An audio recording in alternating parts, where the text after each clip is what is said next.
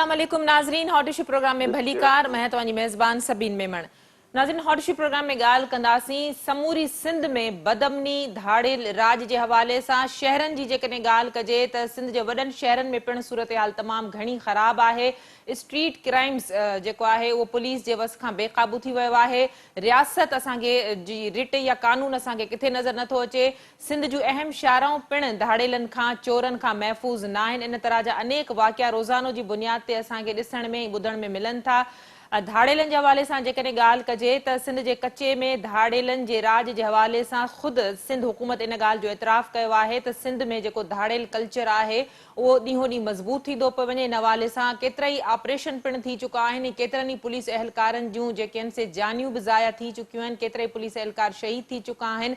पर उन बावजूदि हिन वक़्त ताईं पुलिस धाड़ेलनि खे ख़तमु न करे सघी आहे। जेकॾहिं मौजूदा सूरत हाल असां सिंध में ॾिसूं त ताज़ो ई जेको 6 नवंबर ते रौनती जे कचे वारे इलाइक़े में जेको धाड़ेलनि ऐं पुलिस जे विच में मुक़ाबिलो थियो हो उन में पिणु DSP ॿिनि SHO समेत 5 पुलिस अहलकार शहीद थी चुका हुआ, 2 ज़ख़्मी थी विया। पर उन बावजूदि अञा ताईं पुलिस धाड़ेलनि जे ख़िलाफ़ को जोॻो ऑपरेशन न करे सघी आहे या जेतिरा ऑपरेशन थिया आहिनि उन जा के ख़ासि नतीजा न मिली सघिया आहिनि।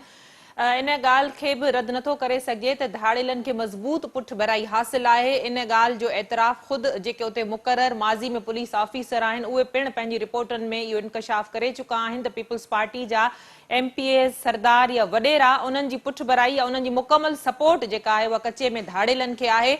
जदीद हथियार धाड़ेलनि वटि मौजूदु आहिनि। इन्हनि हथियारनि जी रसाई उन्हनि ताईं कीअं मुमकिन थी सघे थी, उन्हनि खे अहिड़ो मज़बूत शेल्टर केरु फ़राहम करे थो, इहे पिणु पंहिंजी जाइ ते हिकिड़ा वॾा सवालिया निशान आहिनि।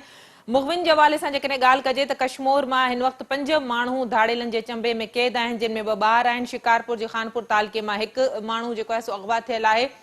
अण तस्दीक थियल जेके इतला आहिनि या जेके अनरिपोर्टेड जेके केस आहिनि, हिरक जी जेके औरताणी आवाज़ में अगवा थियनि था या ॿियनि सूबनि जा माण्हू अगवा थियनि था, उन्हनि जो रिपोर्टेड को एग्ज़ैक्ट फिगर कोन्हे, उन्हनि जो तादाद हिकिड़ो अलॻि थी सघे थो। इन हवाले सां जो प्रोग्राम खे असां तरतीब ॾींदो आहे, इन हवाले सां जिन महिमाननि ॻाल्हाइण जे लाइ जॉइन कयो उन जो तारुफ़ कराईंदी हलां। सीनियर सियासी तर्जुमेगार नीलाम भट्टी साहब असांखे जॉइन कयो आहे। भट्टी साहब भली कार, तव्हां असांखे प्रोग्राम में जॉइन कयो। Member Sindh Assembly Peoples Party सां ताल्लुक़ रखंदड़ डॉक्टर सोराब सरकी बि असां सां गॾु आहिनि। डॉक्टर साहब तव्हांखे भली कार, तव्हां प्रोग्राम में जॉइन कयो। GDA सां ताल्लुक़ रखंदड़ मेंबर सिंध असेंबली शहरियार महर साहब बि असांखे जॉइन कयो आहे। महर साहब तव्हांखे बि भली कार, तव्हां असांखे प्रोग्राम में जॉइन कयो। Thank U.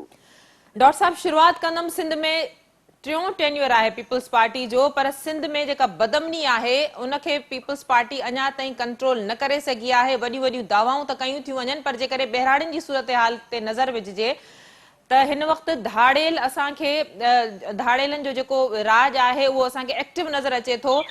पुलिस नाकाम थी चुकी आहे, रियासत नाकाम थी चुकी आहे। धाड़ेल जेके आहिनि से उहे तमामु घणो एक्टिव आहिनि। रोज़ानो जी बुनियाद ते माण्हू अगवा थियनि था। इन तरह जूं वीडियोज़ जेके असांखे वायरल थींदे नज़र अचनि थियूं अनफॉर्चुनेटली, जंहिंमें उन्हनि सां मुख़बिन सां बदतरीन इंसानी सलूक कयो वञे थो, उन्हनि सां ॿारनि सां बदफ़ैली बि कई वञे थी। इन तरह जो जेको मैसेज धाड़ेलनि पारां कन्वे कयो वियो आहे, सिंध हुकूमत छा पई करे?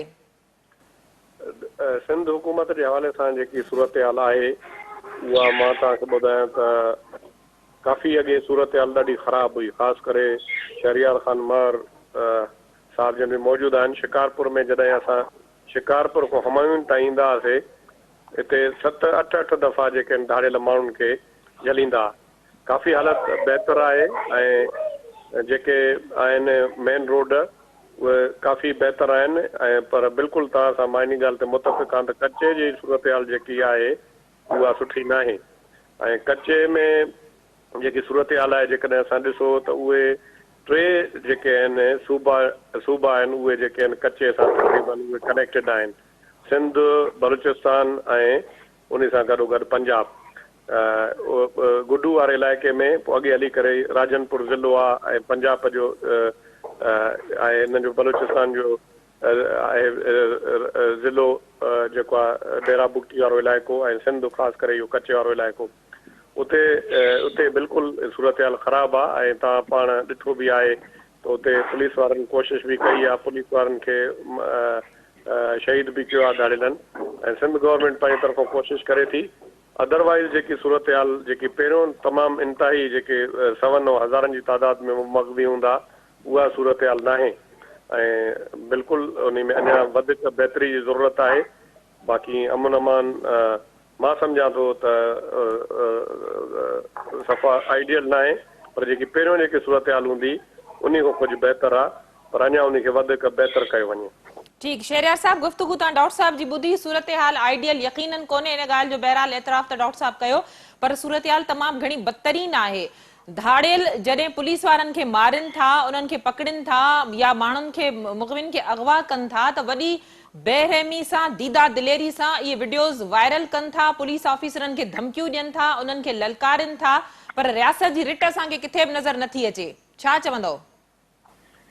ॾिसो, मां कुझु ॻाल्हियुनि सां एग्री न कंदुमि त सूरत हाल बहितर आहे। मां सम्झां थो त हिन वक़्तु सिंध में धाड़ेल कल्चर जी सूरत हाल पंहिंजे बदतरीन दौर मां थी गुज़रे। असांजो 14 सालनि खां 15 साल आहे हिन गवर्नमेंट जो, असांजो उहो ई चीफ मिनिस्टर आहे, उहो ई होम मिनिस्टर आहे। साईं मुराद अली शाह छाकाणि थो डिॼे, छा मजबूरियूं अथसि जो हिकिड़ा 4 टोला आहिनि धाड़ेलनि जा। ॾिसो, सिंध में घोटकीअ खां शुरू थी अचनि था, इहे कश्मीर डिस्ट्रिक्ट ताणी वञी पुॼनि था। इहो असांजो प्रोविंशियल इहो पार्ट हिननि खे लॻे थो। ऐं इहे 4 टोला धाड़ेलनि जा जेके पोयनि 8-10 सालनि खां हिते ऑपरेट था करनि, ऐं उहे एतिरो मज़बूत थी चुका आहिनि जो हाणे ॻाल्हि इन ॻाल्हि ते अची वई आहे जो पुलिस जे सीनियर ऑफिसर्स जी रिट खे चैलेंज बि करनि था ऐं खुलेआम उन्हनि खे गारियूं ॾियनि था। कहिड़ी मजबूरी आहे साईं मुराद अली शाह जी? मां इहा मजबूरी सम्झी चुको आहियां त इन्हनि धाड़ेलनि जी पॉलिटिकल सपोर्ट पाकिस्तान पीपल्स पार्टीअ खे हासिल आहे, जंहिंजे करे मां हालिया तव्हां सां पिक्चर्स बि शेयर करे थो सघां त उहे धाड़ेल जेके शिकारपुर जे पुलिस वारा शहीद करण में उहे पीपल्स पार्टीअ जी क़यादत सां गॾु फोटोज़ में बीठा आहिनि। हिन लोकल गवर्नमेंट इलेक्शन में उन्हनि धाड़ेलनि पंहिंजो ऐलान कयो त असां पीपल्स पार्टीअ जे कैंडिडेट्स खे सपोर्ट कंदासीं ऐं उन जे बदिले में हुननि जे ख़िलाफ़ शिकारपुर पुलिस स्पेशली PS चक असांजे इलाइक़े जो जेको कचे खे थाणो लॻे उहे उन्हनि खे अरेस्ट न कंदा आहिनि ऐं अरेस्ट कंदा बि आहिनि त उन्हनि खे छॾे ॾींदा आहिनि। त मां सम्झां थो त हिकिड़ी त पहिरीं ॻाल्हि गवर्नमेंट जी विल न आहे त असां पंहिंजी नाकामी कीअं क़बूल कयूं, कीअं रिजर्व आर्मीअ जी हेल्प घुरूं। ॿी ॻाल्हि इहा आहे जो हिननि धाड़ेलनि खां पॉलिटिकल सपोर्ट थी मिले CM मुराद अली शाह जी गवर्नमेंट के सिंध में, जंहिंजे करे वो एक्शन खणण लाइ तयार न आहिनि। ठीक, इनाम साहब, गुफ्तगू तव्हां ॿुधी। धाड़ेलनि खे पनाह ॾियणु, धाड़ेलनि खे इस्तेमाल करणु, धाड़ेलनि खे पालणु मौजूदा हुकूमत जी मजबूरी बणिजी चुकी आहे। छा ॾिसो था हिन वक़्त ताईं धाड़ेलनि जो जेको उरूज आहे उनखे पीपल्स पार्टी 14 सालनि में ख़त्म न करे सघी आहे, डिस्ट्रॉय न करे सघी आहे?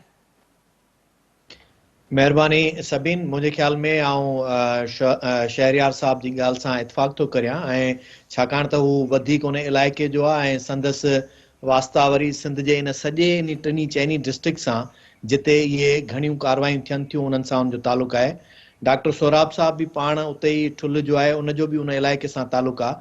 ऐं यकीन सां चवां थो त ॿिन्ही खे इहा चङी तरह ते ख़बर हूंदी त इहे धाड़ेलनि जा टोला कंहिंजा आहिनि, कंहिंजी सरपरस्ती में हलनि था ऐं केरु उन्हनि खे बचाव ॾींदो हूंदो। इहो मुमकिन ई कोन्हे त जेकॾहिं रियासत उन्हनि जे पुठियां लॻे ऐं उनखे ख़तमु करणु चाहे त उहे पोइ बि बची सघनि जेसीं तोणी उनजो कंहिंखे को बेनिफिट न मिलंदो हुजे।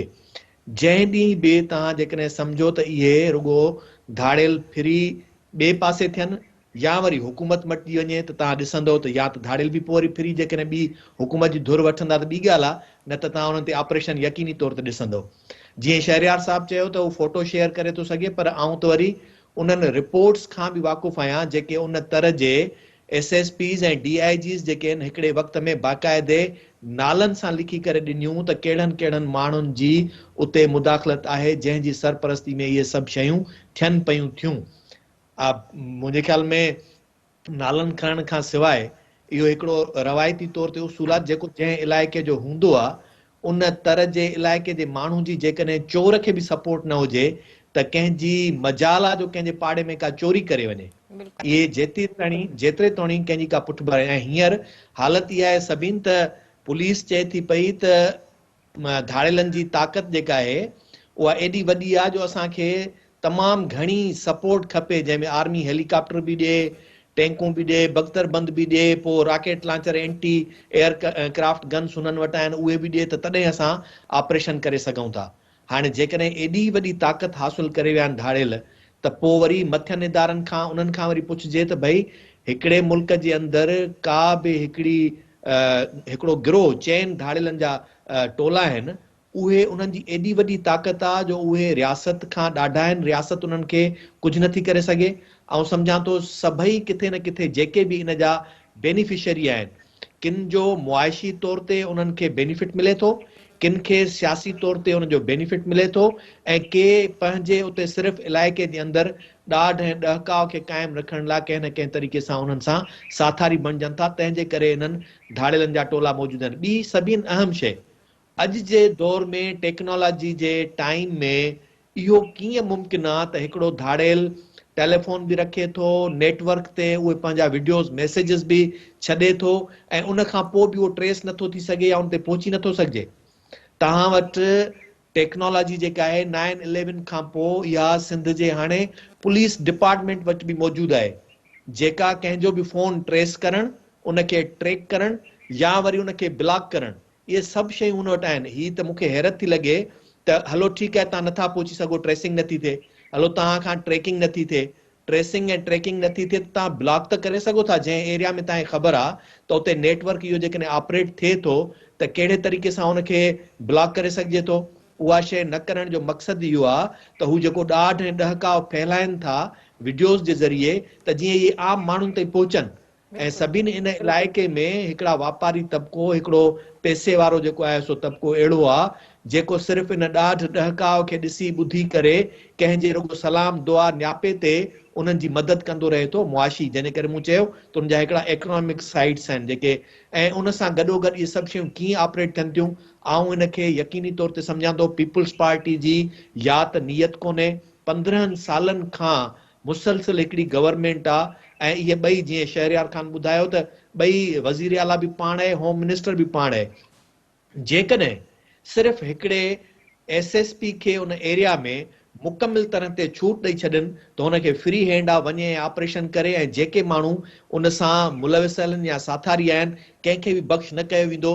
त आउं यकीन सां चवां थो हफ़्ते हिकिड़े जो कमु आहे। सिंध जी पुलिस एतिरी ख़ासि करे, आउं त चवंदी आहियां जेका इंटरनल इंटेलिजेंस हूंदी आहे न, जेका पब्लिक में अंदरि जेका, उहा उनजी इंटेलिजेंस पुलिस डिपार्टमेंट जी बाक़ी ॿियनि डिपार्टमेंट्स खां बि वधीक सुठी हूंदी आहे, ऐं इहो ई सबबु आहे त इन इलाइक़े जे उन पुलिस खे उन्हनि जे धाड़ेलनि जे नालनि, ज़ातियुनि, पाड़नि, घरनि ऐं सभिनी जी ख़बर आहे। त हाणे इहो सिर्फ़ु नियत ते आहे। इनाम साहब, इन डिस्कशन खे कंटिन्यू कंदासीं, प्रोग्राम जे सिलसिले खे जारी रखंदासीं, पर हिते वक़्तु थियो आहे मुख़्तसिर वक़फ़े जो, वठूं था वक़फ़ो।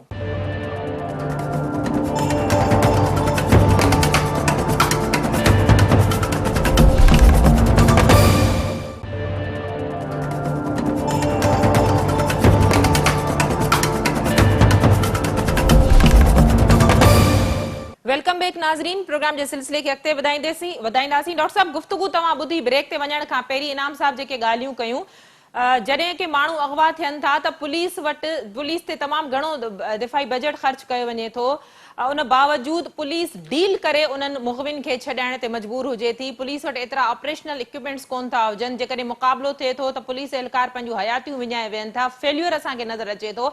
माज़ी में इन तरह जूं रिपोर्ट्स पुलिस ऑफिसरनि तरफ़ां जेके से जमा करायूं वयूं त पीपुल्स पार्टी जा सिटिंग MPAs जेके आहिनि उहे मुलविस रहिया आहिनि, उन्हनि जी सरपरस्ती हासिल आहे। इन तरफ़ जीअं शहरयार साहब बि ॻाल्हि कई, इनाम साहब बि इहा ई ॻाल्हि कई, इहे इल्ज़ाम पिणु पीपुल्स पार्टी जे मथां लॻंदा रहिया आहिनि त पीपुल्स पार्टी जा जेके MPAs आहिनि, जेके चूंडियल नुमाइंदा आहिनि, उहे पिणु पंहिंजे मुफ़ादनि जे लाइ इन्हनि धाड़ेलनि जी सरपरस्ती कनि था, उन्हनि खे इस्तेमालु कनि था, उन्हनि जो बि आशीर्वाद आहे।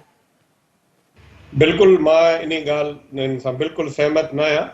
सूरत हाल जेकी आहे उहा इहा आहे, सभु इन्हनि खे ख़बर आहे। बाक़ी हिकिड़ो प्रोग्राम जे हवाले सां जेकॾहिं का ॻाल्हि करे, जेकॾहिं कोई मुलविस आहे, ऐं जीअं शहरयार ख़ान इहा ॻाल्हि कई त पीपुल्स पार्टी रिपोर्ट कढी, रिपोर्ट त उहा कोर्ट में चलें थी, ऐं कोर्ट में उन ते डिस्कशन थी, ऐं कोर्ट ई उन खे रद्द कयो, त अहिड़ी का ॻाल्हि कोन्हे।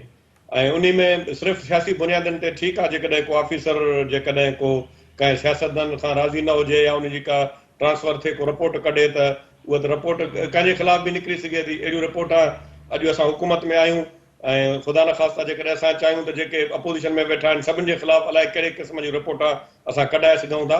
असल जेके हक़ीक़त आहे उहा इहा आहे त अॼु वारी जेकी सूरत हाल आहे त उन में जेके माण्हू आहिनि या जेके क्रिमिनल आहिनि उहे न कंहिं बाअसर माण्हू जे चवण में आहिनि, न कंहिंजे सरदार जे चवण में आहिनि या कंहिंजे में, उन्हनि जी पंहिंजी हिकिड़ी दुनिया आहे। ऐं बिल्कुलु मां इन ॻाल्हि ते इहा सहमत कयां थो, असां अपोज़िशन या गवर्नमेंट या जेके बि आहिनि नोटेबल्स आहिनि जेके बाअसर माण्हू आहिनि उन में जेकॾहिं गॾिजी सजी करे असां सजेशन अॻे बि असां वक़्तनि सजेशन वठंदा आहिनि, असां ॾिनियूं आहिनि, उन जा तमामु सुठा नतीजा निकिता आहिनि।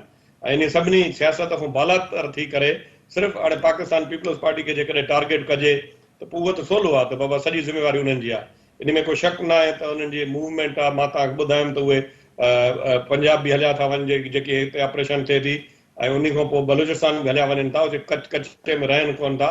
ऐं शहरियार ख़ान ख़बर आहे, असां शहरियार ख़ान इहे नंढे इलाइक़े खां वठी इन इलाइक़नि में वेंदा आहियूं, शिकार विकार कंदा रहंदा आहियूं ऐं असांजो पंहिंजो इलाइक़ो आहे। उन में मां चवां थो जेकॾहिं मां ई मुलविस हुजां ऐं कोई बि मुलविस हुजे उन में जेके बि शयूं आहिनि तव्हां पाण ॾिठो आहे त कंहिं टाइम में जेकॾहिं कंहिं क़िस्म जी अहिड़े क़िस्म जी मदद कई त अहिड़ो वक़्तु आयो त उन्हनि खे डॉक्टर तमामु साहब ॾुखियो मूंखे वक़्तु ॿुधायो त जदीद हथियार, ख़ुदि सिंध जे वॾे वज़ीर इन ॻाल्हि जो इतराफ़ कयो आहे त धाड़ेलनि वटि जेके जदीद हथियार आहिनि पुलिस वटि उनजे ज़रे बराबरि बि न आहिनि। इहो कीअं हथियारनि जी फराहमी मुमकिन बणिजी सघे थी ऐं छो को जोगो ऑपरेशन जे लाइ पुलिस सिंध हुकूमत प्लानिंग न करे सघी आहे? कहिड़ी असां वटि घटिताई आहे, किथे असां खुटी था पऊं? शहरियार ख़ान खां पुछो त उहे हथियार कीअं पहुचनि था, शहरियार ख़ान खां पुछो था, उहो पाण लाइ ॿुधाए लाइ न ॿुधाए। बहरहाल उहे हथियार बिल्कुलु आहिनि उन वटि, उन में कोई शक न आहे, तमामु जदीद हथियार आहिनि ऐं जेके पुलिस वटि न आहिनि उन वटि आहिनि। पर उन में ईअं थींदो त पूरी जेकी आहे गवर्नमेंट, ख़ासि तौर ते फेडरल गवर्नमेंट, इन में फेल्यूअर जो को सिस्टम आहे कोन। उन में सभु जेकी आहे टई सूबनि जूं हुकूमतां गॾिजी करे जॉइंट क़िस्म जो हिकिड़ो ऑपरेशन थिए ऐं केर बि हुजे, चाहे कंहिं बि पार्टी सां तालुक़ु रखंदो हुजे, MNA हुजे, MP हुजे, जेकॾहिं कंहिं बि क़िस्म जी क्राइम वारे माण्हुनि जी जेकॾहिं उहो मदद करे थो, मां नथो सम्झां उन खे बख़्श कयो वञे। केर बि हुजे, चाहे पीपल्स पार्टी हुजे, जो कंहिंजो बि हुजे, धाड़ेल खां अॻु में उन खे खणिजे, कहिड़ो बि बाअसर माण्हू हुजे।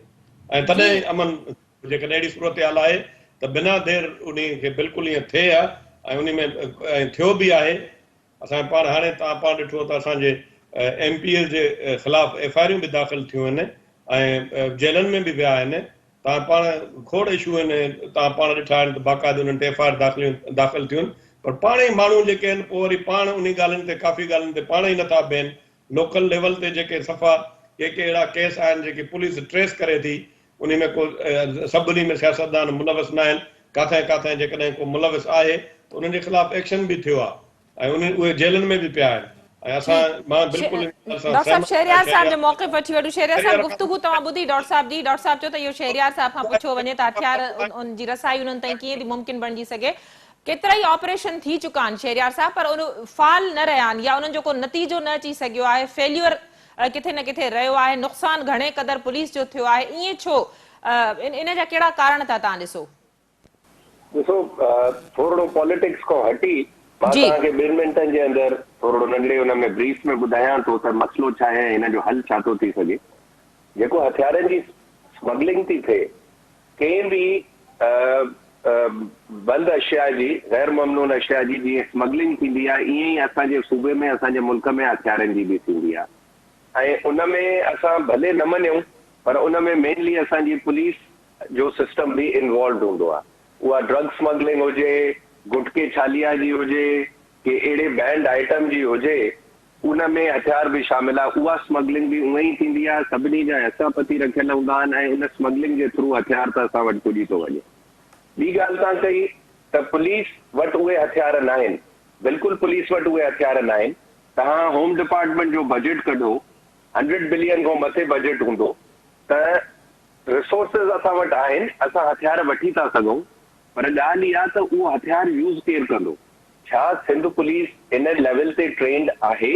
असांजूं जहिड़े क़िस्म जूं भर्तियूं थींदियूं रहियूं आहिनि, जहिड़े क़िस्म जी ट्रेनिंग थींदी रही आहे सिंध पुलिस जी हिननि 14 सालनि में, जॾहिं मुराद अली शाह पहिरें टेन्योर में होम मिनिस्टर हुयो, त उन दौर में कहिड़े क़िस्म जी रेगुलर भर्ती थी ऐं उहे कीअं नॉन मेरिट बेस्ड सिफारिशनि ते माण्हू खया विया, पंहिंजा मनपसंद माण्हू भर्ती कया विया, न उन्हनि जी फिटनेस ॾिठी वई। हाणे उन पुलिस फोर्स खां तव्हां कीअं एक्सपेक्ट था कयो त इन्हनि धाड़ेलनि सां कचे में वञी ऑपरेशन करे ऐं उते वञी उन्हनि सां विढ़े? असां ट्रेनिंग बि लैक था कयूं, असां इक्विपमेंट ऐं वेपनरी बि लैक था कयूं। उन खां पोइ राम साहब जी ॻाल्हि कई त हिन दौर में फेसबुक ते ऐं हिन ते वीडियोस था आणनि, उन्हनि जी लोकेशन असांखे छो नथी ट्रेस थिए? मां हिन शइ जो विटनेस आहे, मां तव्हांखे ॿुधाए थो सघां त हिन जी लोकेशन ट्रेस थियल आहे। तव्हां अॼु हलो मां तव्हांखे उते हली बीहारण लाइ, मां डॉक्टर साहब कोई बि उन तरह जो माण्हू तव्हांखे हली मथां बीहारे थो सघे त सही, हे धाड़ेल वेठा आहिनि, पर उन्हनि जी फियर ऐं डेटरेंस एतिरो आहे जो पुलिस वटि अप्रोच न आहे उते वञण जी। पुलिस वटि उहो इक्विपमेंट नेसेसरी अवेलेबल न आहे जेको खणी ऐं उते वञी सघनि। हे जेको हालिया वाक़ियो थियो आहे घोटकी ज़िले वारो, रोहतीअ वारो, जंहिंमें असांजा 5 पुलिस वारा शहीद थिया आहिनि, 2 टे ज़ख़्मी थिया आहिनि, इन में ॾिसो पुलिस हमेशह डील जे थ्रू पंहिंजा माण्हू रिकवर कंदी रही आहे। पुलिस अॼु ताणी ऑपरेशन करे कॾहिं बि माण्हू रिकवर न कया आहिनि, एटलीस्ट पोयनि 5-7 सालनि में मां न ॾिठो आहे। शिकारपुर डिस्ट्रिक्ट में बि नो डाउट SSP साहब ॾाढो सुठो कमु कयो, बाय हुक और बाय क्रुक हुन 25-27 धाड़ेला उन इलाइक़े में मारिया आहिनि शिकारपुर में, पर इहो काफ़ी न आहे। तव्हांखे हिकिड़ी ऑर्गेनाइज़ फोर्स खपे जेका सिर्फ़ु एंटी डेकॉइटी ऑपरेशन करे। हाणे शिकारपुर जो SSP, घोटकीअ जो SSP, कश्मीर जो SSP अगरि सॼो ॾींहुं हिकु कचे जी ऑपरेशन कंदा त तव्हां बिलीव कंदव त असांजो रोड क्राइम एतिरो वधी चुको आहे जो असांजे हिकु थाणे जी हद में ॾींहं में 5 खां 7 मोटरसाइकिलूं फुरबियूं आहिनि, 15 खां 20 मोबाइल फोन फुरबा आहिनि अॼु जे उन में बि। शिकारपुर डिस्ट्रिक्ट में पोयनि 3 महीननि जे अंदरि 10 मर्डर्स थी चुका आहिनि। 12 लख पॉपुलेशन आहे शिकारपुर जी टोटल। त इहो क्राइम रेट असांजो सिर्फ़ु कचे में न पर पके में बि ॾाढो राइज़ ते आहे। डॉक्टर साहब चओ त हालात बहितर आहिनि, हालात बहितर बिल्कुलु न आहिनि, काथों बि बहितर न आहिनि।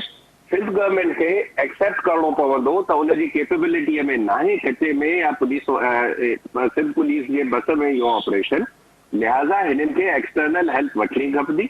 एक्सटर्नल हेल्प का UN फोर्स जी न आहे वठणी, पंहिंजे मुल्क खां वठणी आहे। पीपुल्स पार्टी अॼु फेडरल गवर्नमेंट जो हिसो आहे, PDM जो हिसो आहे। अगरि पीपुल्स पार्टी पंहिंजा 6000 पुलिस वारा इस्लामाबाद मोकिले थी सघे, सिंध जा 6000 पुलिस वारा लॉन्ग मार्च खे रोकण लाइ, त छा उन्हनि खां हेल्प नथी वठी सघे फेडरल गवर्नमेंट को हिन ऑपरेशन खे करण लाइ? त मां तव्हांखे ॾाढो क्लियरली अॼु बि अगरि सिंध जो माण्हू इहो सोचे त हिन जे बस में न आहे। थोरो अरसो पहिरियों अल्ताफ़ हुसैन साहब कराचीअ में जेको हिकिड़ो दहशत जी अलामत बणियल हूंदो, घणा ॾींहं लॻा स्टेट जॾहिं सीरियस थी हुनखे ख़तमु करण में, कीअं क्राइम ख़तमु थी वियो, कराचीअ में सफ़ा क्राइम जो लेवल रेशो कीअं घटि अची वियो। त मां उहो ई थो चवां त स्टेट जी प्रोविंशियल गवर्नमेंट जी विल न आहे। स्टेट शायदि सोचे थी त सिंधी माण्हू बसि इन कम में लॻा पिया हुजनि ऐं सूबो जेको आहे उन्हनि सां ॿधल आहे। हक़ूक़नि जी ॻाल्हि त बिलावल साहब, मुराद अली शाह साहब, ज़रदारी साहब करे थो सिंध जे माण्हुनि जी, पर प्रैक्टिकली हक़ूक़ हू ॼाणणु नथा चाहिनि। न तव्हांजो स्कूल हलंदो असांजो, न असांजा इहे इदारा इन लेवल ते फंक्शन कंदा त हिन खे क्राइम खे रोके सघनि त सिंध जो माण्हू प्रॉस्पेरिटीअ जी तरफ़ अचे। त इहो हिकिड़ो गॾियल प्लान आहे। अफ़सोस जी ॻाल्हि आहे त मां सम्झां थो चेयरमैन बिलावल साहब ऐं साईं मुराद अली शाह ॿई हुन प्लान जो हिसो आहिनि ऐं कॾहिं बि सिंध खे तरक़ीअ जी राह ते न वठी वञणु चाहींदा। क्रक्स इहो अथव तव्हांजे सॼी क्राइम न रोकण जो। जी इनाम साहब, गुफ्तगू तव्हां ॿुधी, स्टेट नाकाम थी चुकी आहे, स्टेट जी विल कोन्हे, एक्सटर्नल हेल्प वठी सघिजे थी, कोई UN खां न आहे वठणी, पंहिंजी मिलिट्री खे इस्तेमालु करणो आहे। जेकॾहिं रियासत चाहे थी त अवाम खे इन बदअमनी मां आज़ादु कराए, जेके इंसानियत सोज़ वीडियोज़ रिलीज़ थियनि थियूं, जेके इंसानियत जा लीका लताड़े थियूं छॾनि, त पोइ रियासत करणु चाहे त करे सघे थी। बिल्कुलु सभिन रियासत जेका आहे उन वटि तमामु घणा जेका आहे न रुगो वसीला आहिनि, पर उन वटि टेक्नोलॉजी आहे, उन वटि सिर्फ़ु जंहिं शइ जी खोट आहे उहा विल जी आहे। ऐं आउं थो सम्झां त पुलिस फोर्स जेको कराची जे अंदरि उहो जेको एंटी टेररिस्ट जेके एक्टिविटीज़ थियनि थियूं उन्हनि खे काउंटर करण जे लाइ उनजी कैपेबिलिटी एतिरी आहे जो उते सभु उहे कमु करे सघे थो जेको आर्मी पर्सोनेल्स करे सघनि था। त सिंध जे कचे जे इलाइक़े में उहा पुलिस इहा शइ छो नथी करे सघे। ऐं बिल्कुलु असां मुतफ़िक़ आहियां त जेकॾहिं सिंध हुकूमत इहो तय करे त एंटी डिक्वेट फोर्स जेको आहे सो बाक़ाइदे ठाहे तश्कील ॾेई ऐं मुकमिल इन्हनि चइनी ज़िलनि खे ॿिन्ही ॿियनि सूबनि सां गॾिजी करे जॉइंट ऑपरेशन जी का बि स्ट्रेटेजी जोड़ींदी त उन में यकीनी तौर ते इहे सभु शयूं कंट्रोल थी सघनि थियूं। पर जीअं मूं सवेर ई ॿुधायो त हिकिड़नि माण्हुनि जा उन सां के न के मुआशी मुफ़ाद आहिनि, ॿिया के सियासी मुफ़ाद आहिनि, ऐं उहे फिरी गिरी कंहिं न कंहिं तरह सां उन्हनि जो तालुक़ु पॉलिटिकल धुरियुनि सां थिए थो। उहा शइ जेतिरी तव्हां पॉलिटिकल जॾहिं उन्हनि सां एफिलिएशन ख़तमु कयो, पॉलिटिकल धुरियुनि सां हटी वञे, पोइ ॾिसो त इहा साॻी पुलिस इहा इन ई जिते चवनि था त असां वञी नथा सघूं, तव्हांखे कहिड़े बि तरीक़े सां इहे धाड़ियल तव्हांखे सोगा करे मारे ॾेई सघनि था या गिरफ़्तार बि करे ॾेई सघनि था। ऐं माज़ी में बि ईअं थियो आहे, जॾहिं बि उन्हनि ते सोढ़ो उन्हनि खे कयो वियो आहे त इन्हनि ई धाड़ियलनि पाण पेश पई पंहिंजा हथियार फिटा करे सरकार जे आॾो अची करे सरेंडर कयो आहे। ऐं इहे ई वरी जेको आहे सो माण्हू वरी वापसि फिरी करे वरी जेको आहे सो थियनि था धाड़ियल। त उन में हिकिड़ो सबबु ॿियो बि आहे, जेको धाड़ियल बणिजे थो उन जे पुठियां बि हिकिड़ा पॉलिटिकल मोटिवेशन्स आहिनि। उहे जेके मोटिव्स पॉलिटिकल आहिनि उन्हनि खे बि ॾिठो वञे त इहो माण्हू आख़िर इन रस्ते ते वियो छो आहे, त उन जे पुठियां जेके मोटिव्स हुजनि था उन्हनि खे बि कंट्रोल करणु घुरिजे। पर जीअं शहरयार साहब चयो या मुंहिंजो बि इहो ई ख़्यालु आहे त रुॻो सिंध हुकूमत न बल्कि वफ़ाक़ी तौर ते वफ़ाक़ी हुकूमत बि उन्हनि सभिनी खे जेकॾहिं छोटू गैंग जेका आहे सा उहा पंजाब वारे कचे जे इलाइक़े में उहा ख़तमु थी सघे थी, उन ते वॾो ऑपरेशन करे उन्हनि खे कंट्रोल करे सघिजे थो, त हीअ असांजे सिर्फ़ु जेको आहे सो चइनि ज़िलनि जे लाइ अज़ाब छो बणियो पियो आहे। ऐं इन में रसद जेका बि हूंदी आहे, सप्लाई जेका बि हूंदी आहे, उहा यकीनी तौर ते सवाइ कंहिं बि पुश्त पनाही जे नथी थी सघे, जंहिंमें उन्हनि जे खाद खोराक खां वठी करे इन बारूद ताईं उन जी जेका रसद आहे उहा उन जे पुठ भराई खां सवाइ नामुमकिन आहे। तव्हां सिर्फ़ु जेकॾहिं उहो जेको आहे सो रस्तो रुॻो कटे छॾियो जंहिंजे ज़रिए उन्हनि ताईं रसद पहुचे थी, तॾहिं बि उहे शयूं कंट्रोल थी सघनि थियूं। पर इहे छो थियूं थियनि, उन में यकीनी तौर ते कंहिं न कंहिं जा वेस्टेड इंट्रस्ट आहिनि, उहे पोइ नंढियुनि धुरियुनि खां वठी करे वॾियुनि धुरियुनि ताईं कंहिं न कंहिं जो को उन में स्टेक जेको आहे सो फाथल आहे। जी बिल्कुलु इंटरनल इन्वॉल्वमेंट खां सवाइ त उन्हनि खे सपोर्ट नथी मिली सघे। डॉक्टर साहब, वेंदे वेंदे इहो बि सवाल तव्हां खां, कच्चे में त पुलिस या रियासत जी रिट नथी नज़र अचे, माण्हुनि खे उन धाड़ियलनि जे रहमो करम ते छॾियो वियो आहे। सिंध जी राजधानी कराची जे हवाले सां जेकॾहिं ॻाल्हि कजे त कराची में स्ट्रीट क्राइम्स बेकाबू थी वियो आहे। माण्हुनि खे मोबाइल फुरण तां, स्नेच करण तां, पैसा फुरण तां, उन्हनि खे थोरी मज़ाहमत ते उन्हनि खे क़तल कयो थो वञे। ऐं ॾींहुं ॾिठे थो कराची जी गलियुनि में माण्हू बाइकनि ते जेको आहे फरार थी वञनि था। कराची में क्राइम आउट ऑफ कंट्रोल छो थी वियो आहे? कराची में क्राइम बिल्कुलु वधियो आहे। उन में इहा ई ॻाल्हि आहे त जेको आबादी आहे ऐं जेके ॿाहिरों जा माण्हू जेके थ्रू आउट पाकिस्तान ऐं अफ़गानी जेके आहिनि, ऐं उहे जेके माण्हू अची करे उते ॿाहिरियां अची करे उते सेटल्ड थिया आहिनि, ऐं जेकी माशी सूरत हाल जेकी मुल्क जी आहे उन हवाले सां उन में बिल्कुलु क्राइम आहे। ऐं जेकी पुलिस जी तादाद हुजणु खपे कराची में ख़ासि तौर ते एतिरी आबादी जे हिसाब सां उन मुताबिक़ न हुजण जे बराबरि आहे। इहे त असां मीटिंग्स में ॿुधंदा आहियूं, जेके मां इतफ़ाक़ सां जेकी होम जी आहे स्टैंडिंग कमेटियुनि जो मेंबर बि आहियां। ऐं जेके जीअं हाणे मां तव्हां ॿुधायां त पहिरियों जेकी सूरत हाल हुई शहरयार खान में ॿुधे थो, ॾाढी ख़राबु सूरत हाल हुई, ख़ासि करे सिज लथे खां पोइ जेके बि असांजूं जेके आहिनि इंडस हाईवे हुजे या नेशनल हाईवे हुजे त उते ट्रेवल बि न करे सघंदा माण्हू, उते क्राइम थींदो।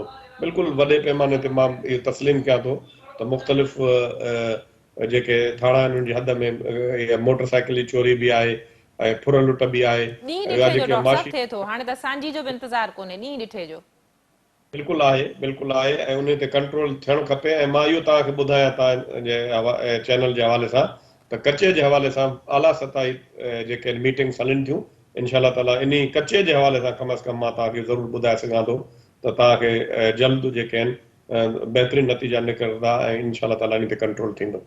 वॾी महिरबानी तव्हां टिनी मोज़िज़ महिमाननि जी, तव्हां अॼोके प्रोग्राम में असांखे जॉइन कयो। नाज़िन, अॼोके प्रोग्राम में असां गुफ़्तगू कईसीं सिंध में जेको धाड़ेल राज आहे, जेको हिन वक़्तु उरूज ते असांखे नज़र अचे थो। रोज़ानो जी बुनियाद ते न रुॻो माण्हुनि खे अगवा कयो वञे थो, बल्कि बदतरीन उन्हनि ते तशदुद कयो वञे थो। उन्हनि जूं वीडियोज़ इन तरह जूं धाड़ेलनि पारां वायरल कयूं वञनि थियूं। धाड़ेलनि पारां दीना दास्ती मुख़्तलिफ़ सोशल मीडिया जी वेबसाइट्स ते वीडियोज़ रखियूं वञनि थियूं, जंहिंमें पुलिस वारनि खे उहे जेके आहिनि से गारियूं ॾियनि था, उन्हनि खे चैलेंज कंदे नज़र अचनि था। पर अफ़सोस जी ॻाल्हि इहा आहे त पुलिस मुक़ाबले में हिन वक़्तु सवाइ असांखे क़ीमती इंसानी जाननि जे धाड़ेलनि जे ख़िलाफ़ अहिड़ी का जोगी कार्रवाई थींदी नज़र नथी अचे। हिन वक़्तु धाड़ेल जेके मुग़विन क़ैद आहिनि उन्हनि सां जेको सलूक कनि था उन्हनि खे पिणु वीडियोज़ जे ज़रिए वायरल कनि था, पर हिन वक़्त ताईं सिंध हुकूमत इन मामले ते का बि संजीदगी न ॾेखारे सघी आहे। प्रोग्राम जे मतन में जेको निचोड़ निकितो गुफ़्तगू जो इहो ई निकितो त इंटरनल इन्वॉल्वमेंट या सपोर्ट खां सवाइ धाड़ेलनि जी मज़बूती मुमकिन न आहे।